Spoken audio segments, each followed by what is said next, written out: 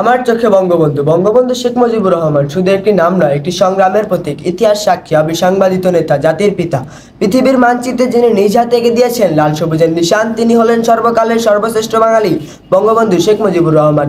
বঙ্গবন্ধু শুধু একজন মহান নেতৃত্ব নয়, তিনি একজন দার্শনিক, যিনি মুক্তিযুদ্ধের 20 বছর আগে থেকেই স্বাধীন বাংলাদেশের স্বপ্ন দেখেছেন।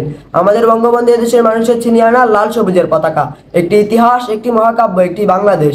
আমাদের বঙ্গবন্ধু, যিনি 1971 সাল পর্যন্ত তার দৃঢ় বলিষ্ঠ নেতৃত্বের মাধ্যমে আমাদের দিয়ে গেছেন স্বাধীন বাংলাদেশ।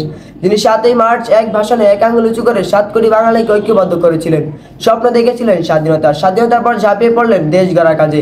তিনি যখন বাংলাদেশকে আত্মনির্ভরশীল হিসাবে গড়ে তোলার কাজে ব্যস্ত, ঠিক তখন বিপদগামী স্বাধীনতার বিরুদ্ধে হাতে প্রাণ গেল বঙ্গবন্ধুর। বাংলাদেশ তলিয়ে গেল 21 বছরের অন্ধকারে। আমাদের চেতনায় তিনি চির অম্লান, চির ভাস্বর। বক্তব্য শেষ করছি, তবে হ্যাঁ, যতকাল রবে পদ্মা, মেঘনা, গৌরী, যমুনা বহমান, ততকাল রবে কীর্তি তোমার শেখ মুজিবুর রহমান।